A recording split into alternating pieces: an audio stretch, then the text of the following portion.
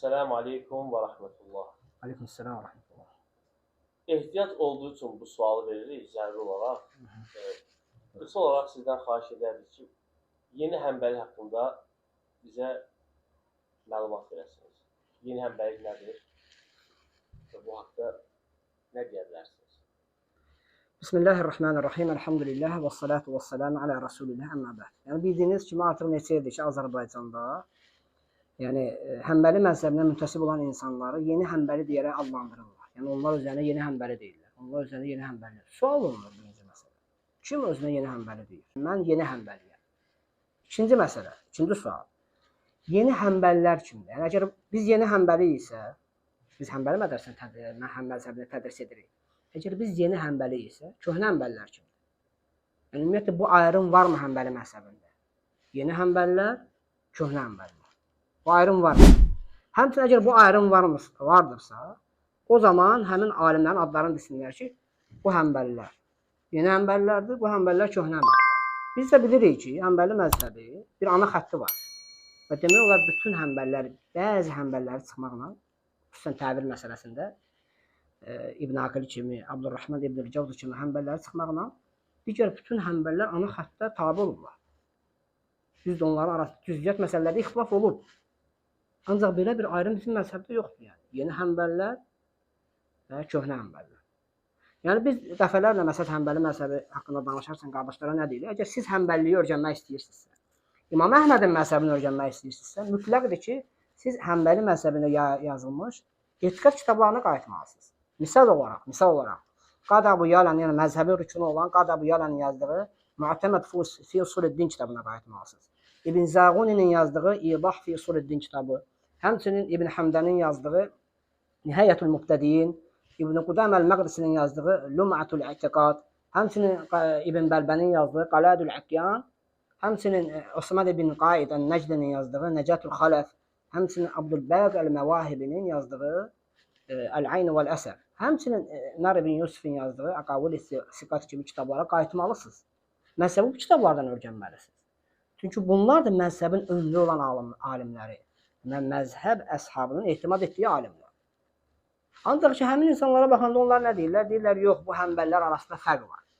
Əksinə, mən buradan bildirirəm, bu həmbəlilər arasında hiçbir fərq yoxdur. Sadəcə siz anlamamışsınız onların üslubunu. Çünki biz bildiyimiz kimi həmbəli məzhəbinin etiqad kitabları təlif olunmağında iki üslubu var.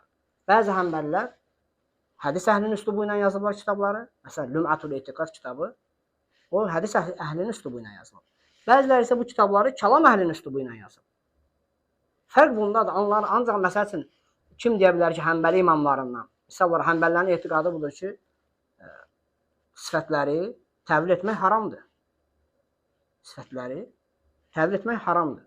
Həmçinin həmbəli imamlara qatında ana xəttdir ki, Allahın kəlamı səs fərqlərdən ibarətdir.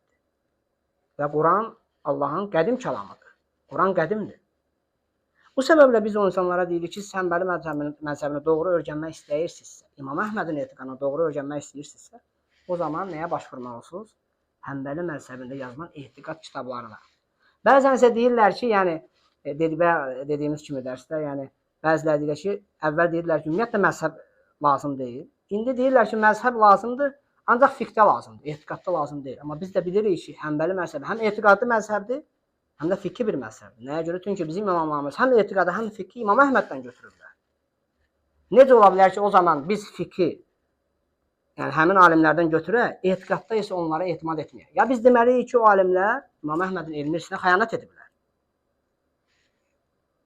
Biz bunu deməliyik. Əgər biz deyəriksə ki, onları fiqhdə İmam Əhmədin görüşlərini çatdırmağını qəbul edirik, ancaq etiqadda İmam Əhmədin görüşlərini doğru çatdırmayıblar və ya yanlışlığa düşürük, o zaman biz onların alimlər haqqında pis zənd olacaq və deyəcəyik ki, onlar İmam Əhmədin elmini təhrif ediblər. Halbuki biz bilirik ki, bu insanlar həyatların Qurana, sünnətə, həmçinin əhl-i sünnətin İmam Əhmədin yolunu araşdırmağa həsr ediblər bu insanlar. Və həmçinin də yəni danışacağımız məsələlərdən biri budur ki, bəzən hətta bu insanlar deyir ki, yox, bizə o kitablar lazım deyil.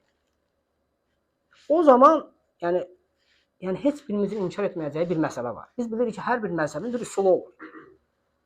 Və elm əhli qatında da inanıram ki, ağıl sahibi olan insan bunu inkar etməz ki, misal olaraq İbn Qudamənin yazdığı Ravdatun Nazir və Cünnətun Munazir kitabı, usul kitabı, məzhəbimizin alimlərin etimad etdiyi kitabdır.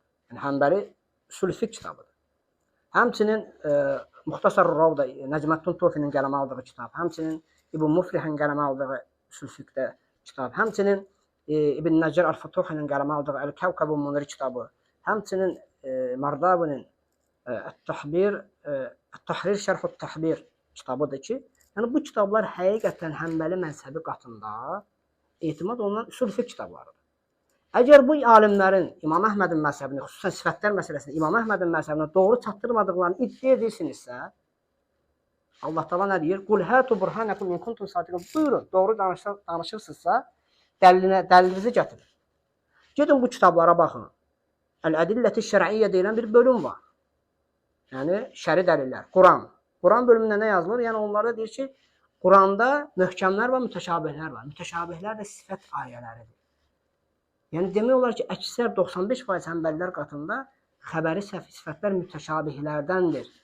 Yəni onun mənasını, sifəti isbat edirlər, mənasını isə Allaha həvalə edirlər ki, Allah Taala bunun mənasını bilir. Demirlər mənası yox.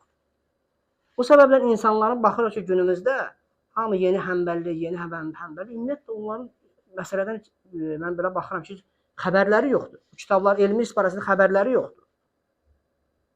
Əgər biz Həmbəli haqqında danışırıqsa, İmam Əhmədin yolu haqqında danışırıqsa, bəli, İmam Əhmədin məzhəbində bu görüş belədir.